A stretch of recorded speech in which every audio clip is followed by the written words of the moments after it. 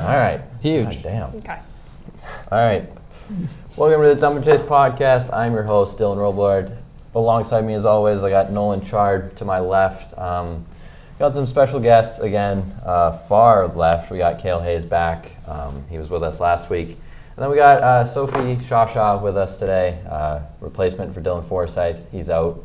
But yeah, we'll get into some topics. We got an action-packed episode for you. First, want to thank our crew again, behind the scenes and in the studio with us.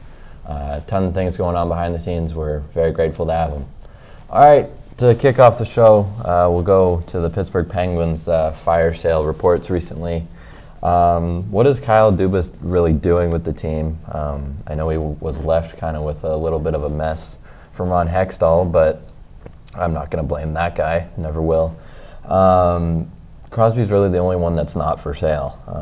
What are your thoughts there, Chard, on the Penguins? I think they probably should fire sale, get as much picks as they can, because they kind of lost all their picks because they tried to build and win the cup, what they did twice, back-to-back in those years. But I think everyone's up for sale except for probably the three, Letang, Crosby, Malkin, and even if they are available, like I heard, this was earlier in the year, Dallas kicked tires on Malkin. And then I think Crosby to Avalanche would be pretty sick. Go to see him play with McKinnon. And also, well, Erik Karlsson, what is he? Like, he's got like 3 years at 10 mil still. They said they're going to see if they can retain and try to send him somewhere. Yeah. But I don't know. I think they got to blow it up. Yeah, I think so too. I mean, Malkin, I know he doesn't want to go anywhere. I think he was vocal about that earlier in the year. Crosby probably doesn't want to go anywhere. I don't know about Chris Letang, but I assume you want to keep the three together somehow in some way, but eventually you have to kick tires and move on. Get the younger guys developed. Like, you got a decent amount of picks and you got good players developing, but it's just about moving on. Sophie, any thoughts? I don't really know, but I feel like when you miss playoffs for the first time since like 2006, it's time for a big revamp because something is clearly not working with that team. Fair enough. I mean, yeah. Hayes, you got anything to add? I love the Penguins' downfall. I love it. Don't we all? Like, that team is ancient. That is a very old team who needs to get some youth and develop some players because, they missed the playoffs. And I think they got to break up the big three. Yeah. The expendable one's Letang. I don't think they can keep him for much longer. Malkin, I'd like him to stay, but at the end of the day, you got to do what's best for the future, so. Yeah. Yeah. And I mean, eventually, like, you got to change things eventually. And to, not really their credit, but the Capitals and the Penguins tried to do this on-the-fly rebuild and retooling, if that's a better word for it. And obviously the Capitals have succeeded at that, with the picks and the prospects and the success they've had recently. But the Penguins are the opposite of that, and they're struggling to figure out things. So, I mean, I'm fine with their downfall. I think it's time to move things around, obviously as a Flyers fan, but it's not the same when the Penguins aren't good. It's kind of weird seeing them on the downfall and not succeeding as they once were. Any more thoughts? I mean, it'd be nice to see Crosby get one more chance at the playoffs because I kind of think this is their last year. But it looks like they kind of decided they're going to start selling and moving pieces out of the way. And then as a Leafs fan, seeing Dubas trying that retool and just giving out some terrible contracts. Like, they got Ryan Graves at 4.5 for the next 4 or 5 years, and he's been in and even out of the lineup for Pittsburgh. He doesn't even have a point this year. And they locked up Tristan Jarry at the start of the year to a long contract, which is, I think, funny. And he's, AHL starter right now for their minor league team. But yeah, they just gave out some interesting contracts, and they tried that trade for Karlsson last year to, maybe jump them into the playoffs, which ultimately they were out of it. Then they got hot for the final 4 games they won, and they still Didn't matter. It didn't matter. I don't know. I'm just happy to see Dubas is he's gone and he's not doing well. Yeah, struggling somewhere else. Into our next topic, Connor McDavid's been a big topic. I mean, he always is, but for a different reason this week. Over the last 2 weeks, he's had some dirty plays and questionable calls and issues going on off the score sheet. He's suspended for 3 games for his cross-check to the head on Garland. That was a pretty heated game. Hockey Night in Canada and Vancouver and Edmonton, they're always heated, but things got pretty spicy there, and Philip Myers even got a suspension out of it. But I mean, Garland admitted he was just trying to keep the best player out of the play for the last minute of play, and he thought that was the best way to do it. He didn't get suspended. I don't think he got fined either, but what do we think of that? Was that the right play from McDavid or bad situation all around? I think Garland was being a nuisance, and he was causing problems. McDavid obviously took it way out of control, but I like to see Connor McDavid getting treated like a regular human being in the NHL. And one thing about me is I am almost never a McDavid defender. But at the same time, I like to see him showing an ounce of emotion. One of my biggest issues with him is he has no personality, and that, I don't know, that's a big thing in the NHL in this new age. And so I like to see him actually putting up a little bit of a fight. But it's nice to see him. I mean, even Corey Perry said, why aren't we protecting superstars? Every other league does it. They protect their superstars, and that just annoys me. I like seeing Connor McDavid getting suspended. I like to see him getting what he deserves for an overreaction. Yeah. I tend to agree a little bit. I mean, I'm kind of on the fence with both sides here, but I think you can't not punish your star players, no matter if people are coming to see them or if it's out of character for them. You can't not let it go. If McKinnon does something like that, you gotta suspend him. If Ovechkin does something like that, you gotta suspend him. Like, maybe 3 games is a little too much. Maybe you give him 1. But over the last 2 weeks and the way McDavid's been playing, I mean, the 3, I think, is right. But also, again, it's a boiling point for him, I think, right? Like, he's been pushed around a lot recently, too. He doesn't really have an enforcer type like Wayne Gretzky did back in the days with Mick Sorley and those kinds of guys. So, I mean, eventually he has to stick up for himself. But, Chard, I know you have a big voice and opinion on this one. So what are your thoughts here?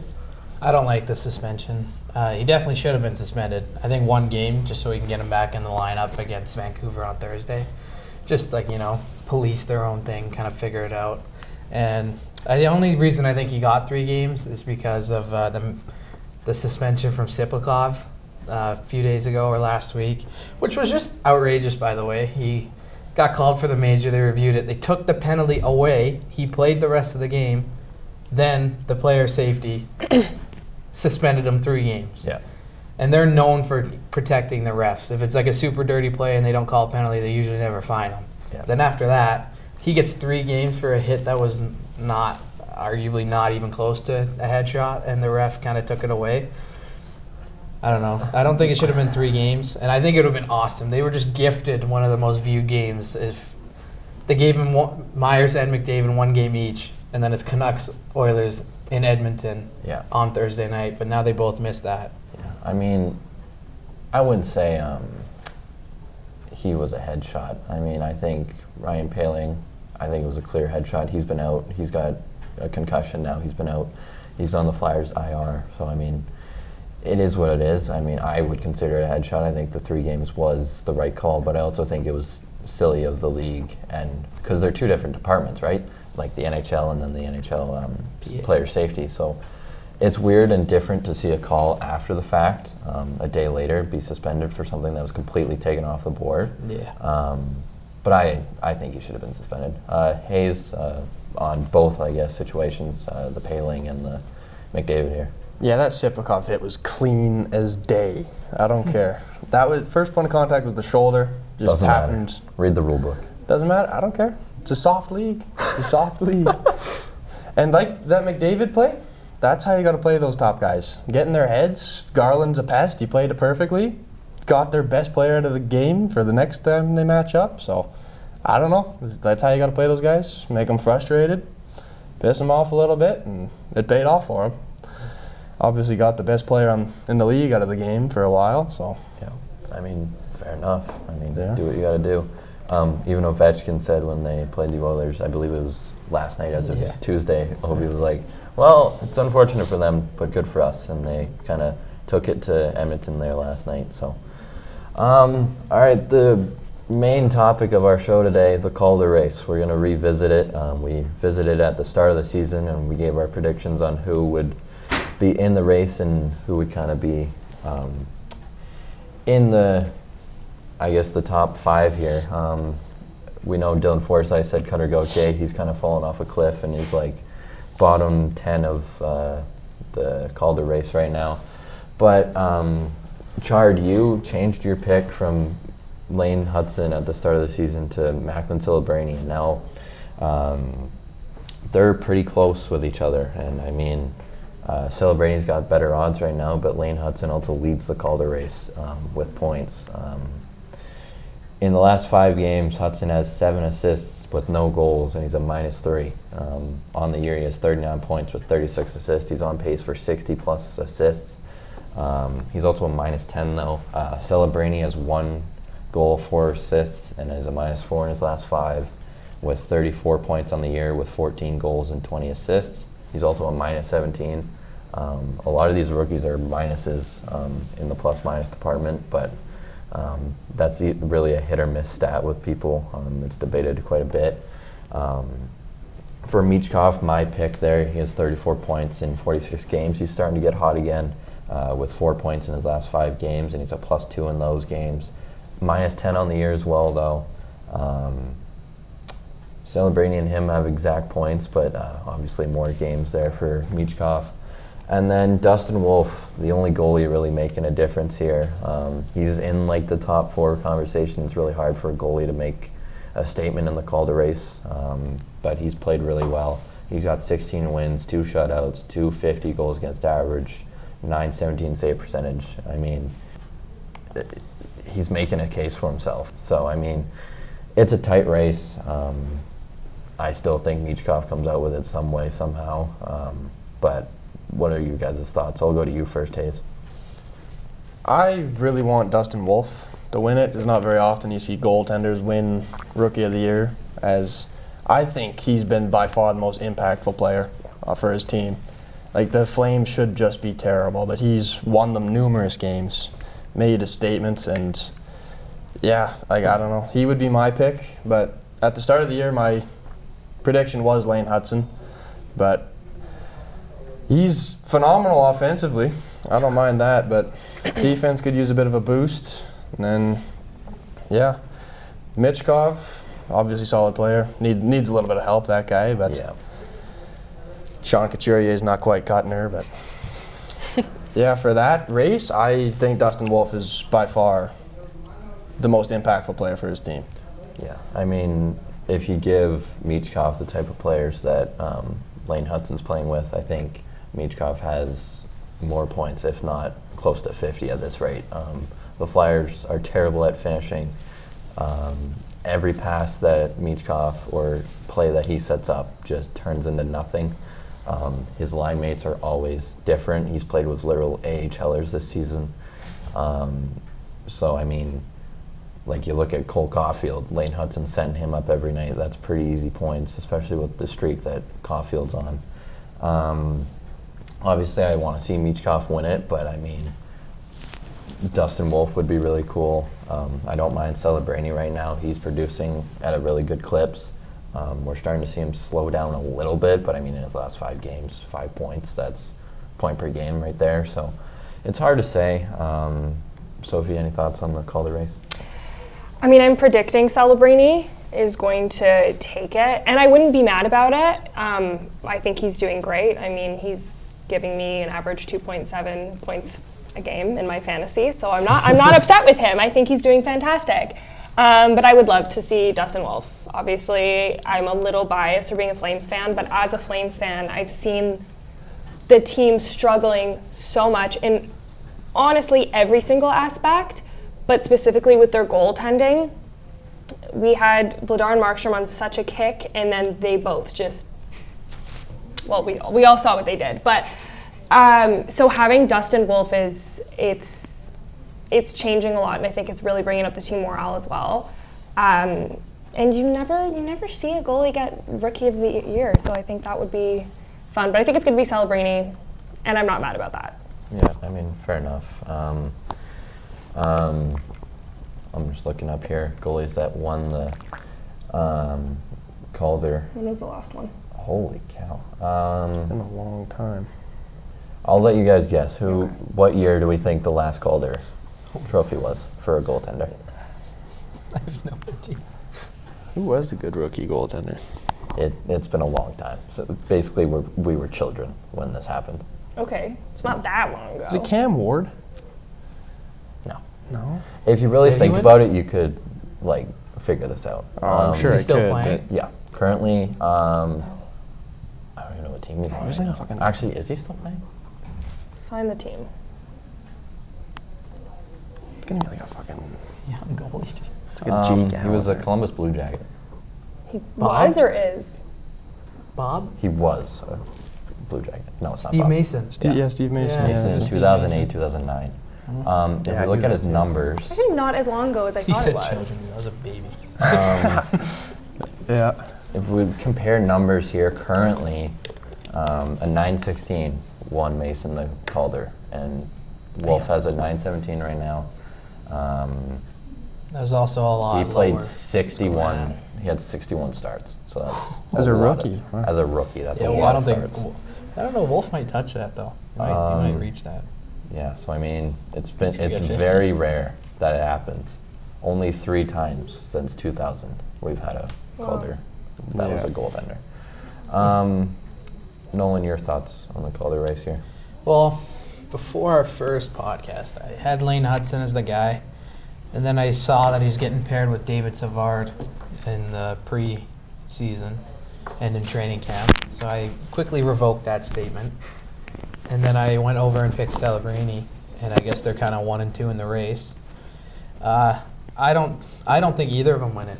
I think it's Wolf. I mean, like Cale said, definitely MVP of Calgary this year, by far, because we look at their team, we look at their goaltending. Wolf is 16-7-2, and then you said his stats 917 and a 250.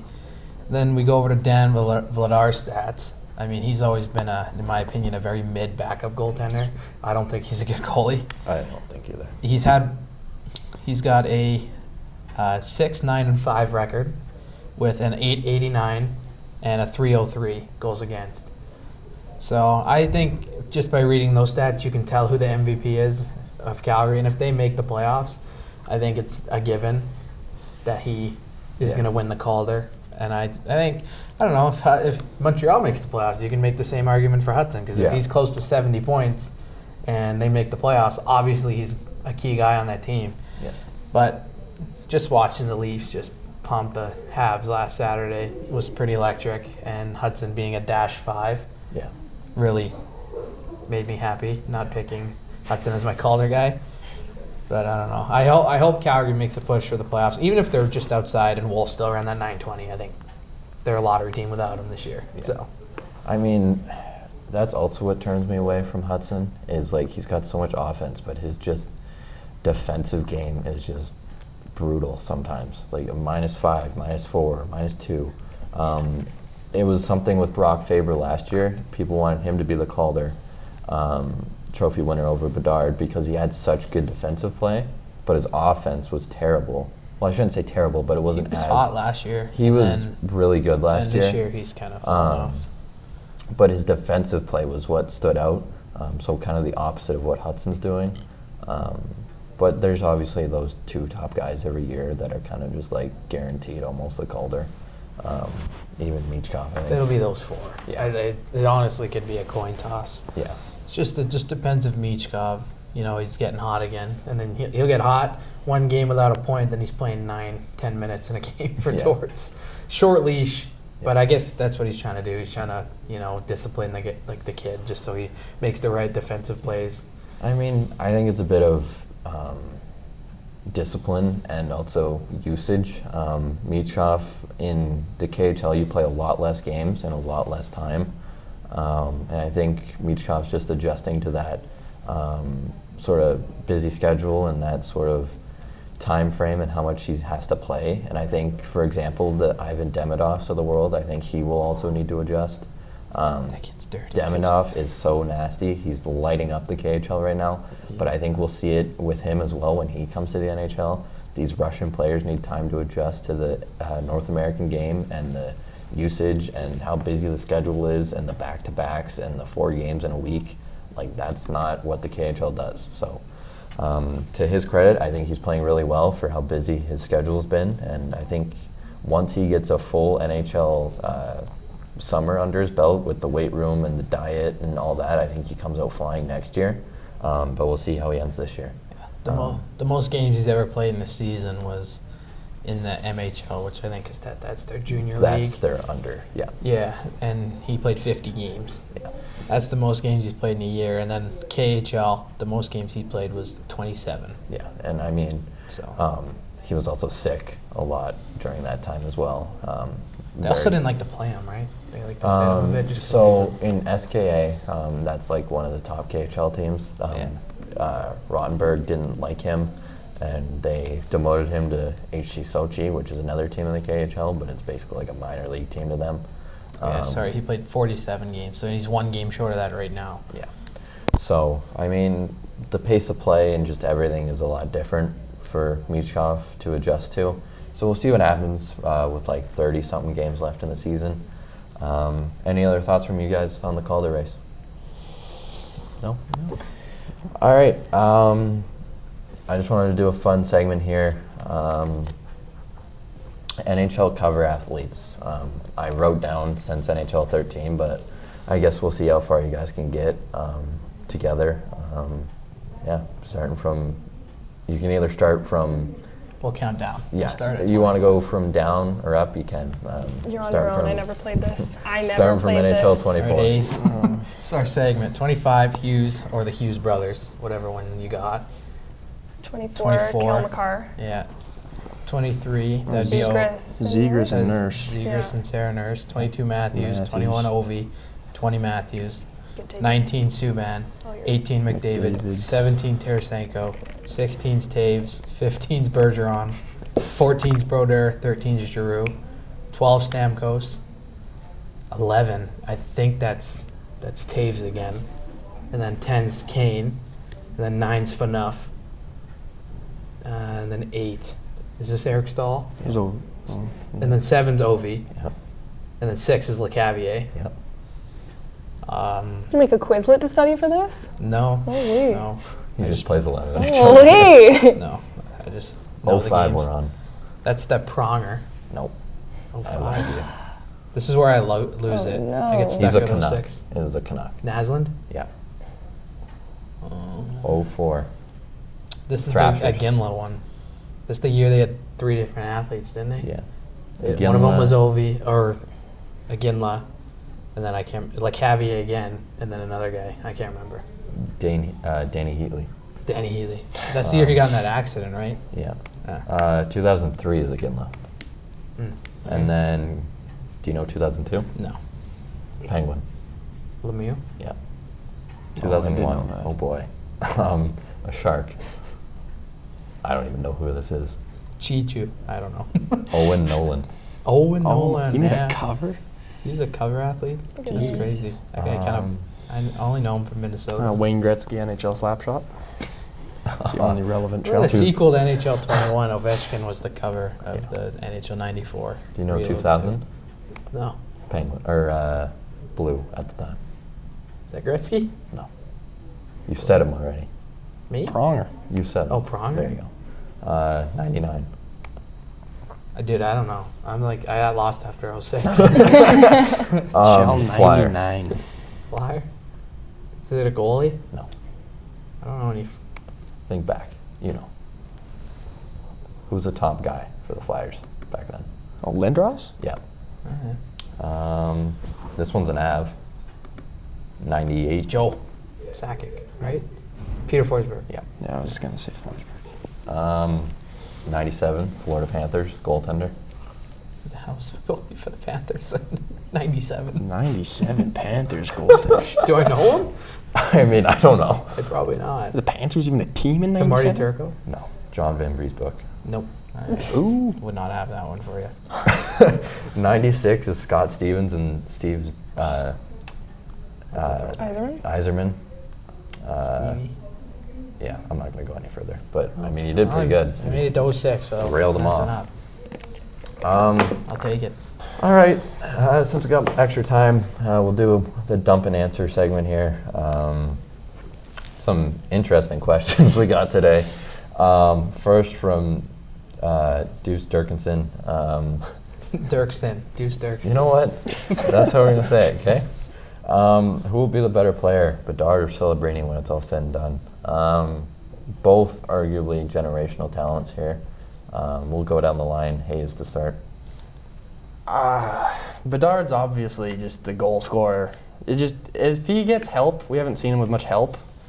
Then if he gets like a winger at least, I think he can be better. But you could say the same for Celebrini. Celebrini, I think, is better defensively, which I think means a lot. But it's too soon to tell. I think, Bedard, I would say, will be the better player. Like, just off of a guess. There's really no way I could prove that or say anything about that, but that would be my pick out of the two. Chard? I'm going Celebrini's going to be the better player. If they're staying centerman, I think they're going to still try and force Bedard as a centerman, even though Yeah. he can't win a draw. I think he's got one of the worst face-off percentages of all time. Yeah. But I don't know. Celebrini is good at center. He plays defensively, which like Cale said, very important on a winning team. And Bedard doesn't have much help. I think Celebrini will. He'll have Will Smith, and then they've got Eklund and Zetterlund. Like, they got young guys there They got some really good guys. Yeah. to build a good team and help Celebrini develop. I think Bedard will still be like a goal scorer, which is obviously, we know that. We saw him score lots of goals for Canada in the World Juniors. But I think Celebrini's better just because he's more two-way, and I think I don't know. I don't know if I should say physical game. They both don't really do much physically, but I don't know. Celebrini's better defensively, which I find more important as a centerman. To not compare them to Crosby and McDavid, or Crosby and Ovechkin here, but would you say that Bedard's more of the goal scorer like Ovechkin, and then Celebrini's got more of the all-around game like Crosby does? Yeah, I'd say the Crosby and Ovechkin from Wish. It would be Bedard and Celebrini. That's about it. But I don't think they're going to be anywhere near those two. Yeah. Bedard obviously was the most hyped prospect since Crosby, even more hyped than McDavid. Yeah. I felt. Yeah. Because the World Juniors, he was the leading goal scorer. He's all-time leading goal scorer. Yeah. But and then obviously a little bit of disappointment. He's kind of got a bit of a slump going this year. But Yeah. I don't know. That's We'll also figure one of it the out. questions we got here. I can't say I want a rivalry between the Blackhawks and the Sharks. Yeah, so that's not paying to see that. yeah. It's a lose-lose situation. Sophie. I always hate to do this when players are so young, but I think Bedard is going to be the best player out of the two of them. I just feel like there's just something so different with him, and we all saw it in the World Juniors. There's just like this insane natural talent, which I don't think Celebrini doesn't have. I think he's very talented, but I just have always seen something different with Bedard. And I think if we give him some time for him to get fully into his groove and really flesh out the kind of player that he is and be able to show that, I think he's going to be deadly. Fair enough. My pick's Michkov. I'm just kidding. This is really hard. I mean, I also didn't think Celebrini was going to have this much impact when he first came into the league. Bedard had an injury and he wasn't really as impactful his first year. I really like the both of them. They have great talent. I've watched both of them from when they were younger, scouting them and stuff. But it's hard to give the upper edge here, but I think Celebrini as well. I think he has more of a knack for the two-way game and the ability to actually play center and properly defend and just be that piece that your team needs. I mean, you always need a goal scorer, but if you can get a guy that can do all things right and play a 200-foot game at the same time, I think that's ultimately what you look for. Yeah, any other thoughts?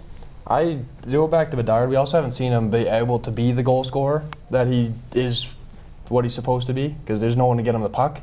He's had to adapt more of a playmaking attribute because his line mates are just terrible. Yeah. Like, you'd see him, like, he should not have more, like, this many more assists than goals. He should just be burying the puck. It doesn't matter, but he's got no one to give it to him, no one else who can make the play for him. He's kind of got to carry that whole team on his shoulders and make everybody else score the goals and make the play. So yeah, we've seen it all year and even last year. Like, he does a nasty play or sets something up and then just no finish. yeah, like that clip where he dances that whole team With Bertuzzi. and then passes it to Bertuzzi and he dumps it. He goes for a line change. Yeah. Yeah, like, Unreal. get that guy a teammate and maybe.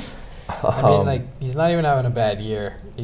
But goal scoring wise, this is going to be probably one of his lowest ever. He's on pace to play the full year, and he's only on pace to have 23 goals. Yeah. Like, that's some of the lowest scoring ever at any level for him, at least pace wise, for a full 82. He's got 13 goals right now in 47 games. Like, for him, maybe if his assists and goals are flipped, and he had 28 goals at 47, Then we're not even you're- considering Having that this conversation at Yeah, all. exactly. But I don't know. He's made us that goal scorer. Yeah, and I mean, it's hard to have the conversation as well because Bedard's older at this time and they're two different drafts, but I mean, it's a good conversation to have and something to keep an eye on as their careers develop and continue, but like, it's just really hard to say right now. He's also in year 2 at the Hawks, and he said it. Yeah. He's sick of losing. I was going to say he's also tired and he doesn't like what's going on in Chicago right now. He's fed up. He's not the same personality guy. And not that he ever was. I mean, interviews and stuff, he's like the McDavid. He doesn't really care to, he just wants to play hockey, but he's not enjoying playing it right now. And you can see it. So we'll see what happens. Worried that after that first year, he's like, I don't know if you ever saw that interview. He's like, it's hard. Yeah. It sucks to lose. I hate losing. Yeah, I mean, you well, want to hear that, You're obviously. in Chicago, but And then they tried adding a bunch of pieces, and they added a bunch of middle 6 and bottom 6 guys to, Tyler Bertuzzi is Not even not a s- top liner. they're not even skilled guys. and you're still bottom 5. So Yeah. one of my buddies, Lachlan, who's your dream guest to have on the podcast? If somehow, some way we could get anybody on the podcast, Chard. Sidney Crosby. Oh, well. I think that's one of the easiest guys, Canadian icon. I mean, I don't know. I think he's got a pretty sweet personality as well. I don't know. He's pretty much done everything he can in the NHL. I think that's probably a pretty easy guy to talk to. Yeah. And he was spotlighted as a young kid, and he thrived. And he pretty much took that Penguins team 3 cups. Yep. So pretty easy guy to talk to. Or even going off the board, Paul Bissonnette. That's my answer. Sick Yeah. personality as Bissonnette well. would be great. He's super funny. He's super funny, and I love him. I listen to that podcast every time it's out. Yeah. So I mean, I met him, I think it was last year, 2 years before that. And I wish we had this podcast because I should have contacted him and been like, you want to be on the podcast? Because, like, he doesn't have text messages open. He doesn't have an email. I'm like, well, because I would love to have him on the podcast. I think that would be my dream guy. he's electric, dude. Other than a player. Sophie? I think I have to agree exactly with Nolan. I think Crosby or Biz are the perfect people. Like, I couldn't ask for anything else. Yeah. I'll take anyone, though. Yeah. I mean, you got to think of podcast personalities, too. Like, you got to think of the You're not looking for Like any of McDavid. those 3 guys. Yeah. Yandel, Yandles. Beauty. Whitney, or Bissonnette. Like, that podcast, that's unbelievable. Yeah. And even for, like, a reporter side, I want, even Bukowskis from here. He did this program, or Yeah. Elliot as well. I don't It know. would be huge, yeah. There's a lot of guys I like to have on Yeah, here. for sure. Which would be really cool. Hayes? I want to take that question like a guy who I'd like to sit down and have a beer with. I got 2 answers. I got Alex Ovechkin and Phil Kessel. I feel like Ovechkin's one of the funnier players in the league, and Phil Kessel, just for obvious reasons, just absolute beauty. Just love to sit down and talk with that guy. Yeah. Let me tell you. The stories they could 2 tell. cups. Yeah. If we're doing he's personality, legend. I'd want to throw, like, Jeff Skinner on here, too. Yeah. I think he would be really He's fun. funny, yeah. Yeah. Fair enough. There's a lot of good guys. Yeah. Do we think Phil Kessel's a Hall of Famer? Yeah. Yeah. In hot Get dogs him. alone. Good. Yeah, hot That dog photo Yeah. alone Good. should have him John. in the Hall of Fame. Can't believe he's not on a team. Yeah, he's he a was free like a locker agent. room guy. He needs like 6 more points to hit 1,000. He's a free agent. Nobody His, wants him. his Iron Man streak's still alive. He just needs to get a chance. Needs a contract. He's but just now- out there playing poker. Yeah, now. now he's a poker sponsored by the World Poker Tour or whatever Yeah, in I Vegas. saw him playing that. And he has his tournaments. I don't know how to say this guy's last name. Shell? Yeah. Braden Shell. Yeah. Braden Shell. Braden Shell, going back to Bedard here. Would you consider Bedard generational, and thoughts on his sophomore slump? Sophie? I think he absolutely has everything to be generational. I have no issues with that. My thoughts on his sophomore slump is give him a break, is honestly what I have to say, because we see this every goddamn year. There's a rookie or someone really young that has a bit of an issue and they're like, oh, and he's done. And he's done, and he sucks, and he's washed. They did this to Jack Hughes in his rookie year. They're like, oh my God, he sucks. This is the worst first round pick. And look at him now. Like, it's just like, you have to give these kids a goddamn minute. They're going from such low leagues to the NHL. And especially people like Connor Bedard, who got drafted and is the only good player on his team, carrying his entire team. Give him a second. Like, actually cut him some slack. Like, I think it's, yeah, he's not producing very well this year, but he doesn't have anything else to work with, and he's like 20. So that's what I have to say on the topic. I mean, that's fair enough. Bedard has no help, and I think, I can't speak for him, but I think all this media and all this attention that he's been getting, it eventually picks up with you, and people talk about how you're not playing well or how things aren't going well, and it gets to you, and it affects your game in a lot of ways, and I think that's also an issue for him, is just getting his feet back under him and having to deal with all this media pressure and even the team pressure. When you're not playing good, they look to you to be that top guy, and if you're not answering the bell, it's hard to regroup and come back and get back into your way. So Well, also in this new age, athletes are celebrities. Yeah. So you are not just playing your sport. You can't do that. You have to like have this figure. You have to do a press conference after every single game, after every loss. Like, it's a lot of pressure, and he's literally got it all on his shoulders right now. Right, dude. Chard. Generational. See, every generational player has a second guy. Matthews has Marner, even Nylander, or You're saying Tavares. Matthews is generational. Yeah. He definitely is. He definitely is. He almost scored I 70 won't goals. I won't debate that. That's fair. And then Crosby had his Malkin, and then this guy McDavid has Draisaitl. Like, everyone's always got a second guy. Bedard's got Taylor. healthy scratch Taylor Hall. Hart winner Taylor Hall. Hart winner and recent healthy scratch Taylor Hall. Tyler Bertuzzi. Like, I don't know. Maybe what if the Ducks did win that lottery? Like, would he be better right now in Anaheim?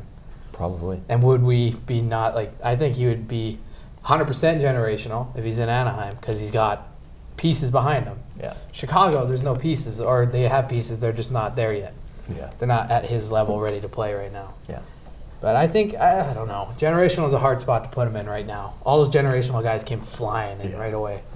Like, Matthews, 30 goals first year, Crosby, 100-plus points, Ovechkin, 100-plus points. Like, I don't know. It's a hard spot to put him in, and yeah, I understand he's got nobody. Yeah. So it's a gray area. Yeah. I don't know. You can flip a coin. Yeah. And I mean, generational is thrown around a lot these days, and like those kinds of words. Like, you look at, people think Lane Hutson's generational. They think Ivan Demitov's generational. That's just Montreal fans. And well, people, like a lot of Flyers fans, even think Michkov's generational. Like, generational is a word where you only have a certain amount of players in a certain generation that are and it's to a that complete standard. franchise-altering guy. Yeah, and obviously you look at teams that struggle, and yeah, they're really effective and they change your franchise, but are they generational on another team? Like, say, if Michkov played in Pittsburgh, or Pittsburgh's not really a good choice there. But like the top of the league teams, like the Capitals, like is he? If any of those teams above him picked him instead of being picked at 7. So I mean, it's hard to say. Hayes.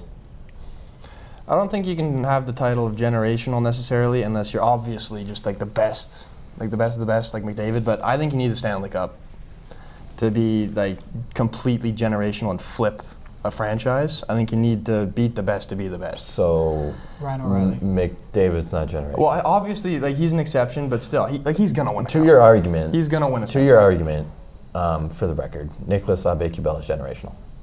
I would not say that. He's got a cup. He's got a cup. I would call Nathan McKinnon generational. I would call Cale Makar generational. Yeah, they have 3 generational guys. They're a powerhouse. Yet again, franchise or altering. 2. There's another guy, but Art doesn't have another guy. Yeah. I think that's what's kind of and making this a whole and conversation. I don't know where you get that guy from. Like, are you just gonna get a top pick again? Like, I don't. I gotta develop TJ Brody, I guess. Okay, moving on. Last question. This one's from my buddy Cardi. The Rangers. What do the Rangers have to do to turn their season around? I don't even know where to start with this one. They're like the Predators. They're a team that was expected to be at least better, a lot better than they are, and they're just struggling. Hayes, do you have any thoughts? I think it's a good team. Obviously, they were the regular season champions last year, and their roster didn't change. Like, you know what they can do. I think just give it a break. Like, teams have rough stretches. You have last year the best team in the league, and now they're struggling, obviously, but like give them a chance. Get them I don't know. Let them figure it out. Let their guys get their feet going. Like, Panarin's had a bit of a slump. He's their top guy. Zibanejad's obviously been terrible. If there's one thing I would do, it was get rid of Zibanejad, because they're obviously shopping like K'Andre Miller and Ryan Lindgren and all those guys, but I don't think they're the problem. Yeah. I think Zibanejad is one of the main staple points of that team's downfall. I think the Four Nations break will benefit them greatly. Some time away and just rethink things. But like New York and the top teams, they need answers quickly. They're big teams that if something's not going right, it's a quick switch. Like, fans started to complain about the Rangers when they were above 500. Like, they had a 12-4-5 record, and fans were pissed right off. Yeah, well, they are in a way worse spot if they don't have Igor Shesterkin. Yeah, for sure. And Shesterkin took a shot at, who was it, Tkachuk? Tkachuk, the other night. That was good. That was a good shot. That was funny, yeah. But yeah, I think the Four Nations break will benefit them greatly. Yeah. And just kind of reevaluating things. Chard? Yeah, I mean, they just panicked. They had a bad start. I mean, that management, I think, did a terrible job with what how they handled some guys, like Barclay Goodrow. Asked him if he wanted to be traded to San Jose. He said no. And then New York called San Jose and said, hey, we're putting this guy on waivers. You can have him for free. And then because he had no trade clause, he gets put on waivers. San Jose picked him up after he said, no, I don't want to be traded there. Yeah, and they were going to do the same with Trouba. But yeah, they laid down 3 offers or however many it was in front of Trouba and said, pick a place or you're on waivers and you're going to this team. So then he picked Anaheim in the end, which I think the Rangers are kind of crazy for that. I don't know what the big panic is. I think the panic all started. They lost in the conference finals to the Cup champions. There's not much to their goal is Cup right now, or they're changing everything. Yeah. Which to me, kind of makes sense. But don't get rid of the guys that got you. They're pretty much there. Yeah. Add other pieces around it, and then obviously Zibanejad's been awful this year, and he's 8.5 till 2030, so 5 more years, and he's got no move clause. So that's a hard contract to get rid of. But if they could get, they get a guy like JT Miller, and you know that the Rangers are going to overpay insane, and if they don't, the Canucks are going to lose this trade. But I don't know. Maybe JT Miller is what they need to turn the season around, because he's an unreal player. I don't know, maybe it'll wake them up. But that wild card race is still, it's Yeah. there. It's new teams, so they might panic when they get into that playoff spot and they might fall out. There's nothing to lose right now in New York. Just kind of got to figure it out. I mean, the Rangers are always hot against the Flyers. They play the Flyers a couple times nearing the end of this month, and Zibanejad and Panarin and those guys literally own the Flyers. Like, they score every game. So maybe that's what turns around their season. Sophie? I mean, I agree with the Zibanejad take. I think he spent more time working on his DJ career than his hockey career. But honestly, I think Trocheck says it really well. He said, we just need to stop talking about it and just do it. Because I think they're doing so much of like, this is what's going wrong, or maybe it's this is what's going wrong, or whatever, or we hate losing. I don't care. Just buckle down and put your heart into it is basically what he's saying, and I think that's a great take. Fair enough. Any last thoughts before we wrap up? I mean, Zibanejad has 9 goals this year in 47 games. And 20 assists for 29 points. How That's old their is he? first-line center. He's 31. Ooh. So a pretty decline. yeah, and he's making 8.5 till he's 37. Yeah, that's So I don't think that contract's going to get moved. I mean, obviously, that trade at the start of the year, that also probably messed things up because he waived it. He waived to go to Vancouver. He waived it because they said the trade was offered and Vancouver declined it. yeah. So I don't know. I just think Chris Drury's doing an awful job. I think there's no morale with the management right now. Yeah. And I guess they tried to strike fear, and you're playing for your careers right now, so figure it out. And It's not working. It's not They're working. just the only guy that's still there is Shesterkin, and Yeah. then Panarin every third game he gets 3 points. So yeah, I don't know. That's pretty much JT Miller. I think that's my answer to them But figuring I'd it hate out. to see him go to the Rangers. The piece they traded away because he Yeah. was the problem. They want him back. They want him back. I don't know. Hayes, any last thoughts? No, that's pretty much it. Sophie, any last things? I have no more thoughts. I've said them all. All right. That's pretty much it, I think. Thank you for joining us on this episode. We'll be back next week as well. Thank you to all the crew in the back for sticking with us. Hope you guys enjoyed. Make sure you check out all of our links in the description. You can find us on anywhere you find your podcasts and pretty much every social media out there. Till next time, always dump and chase.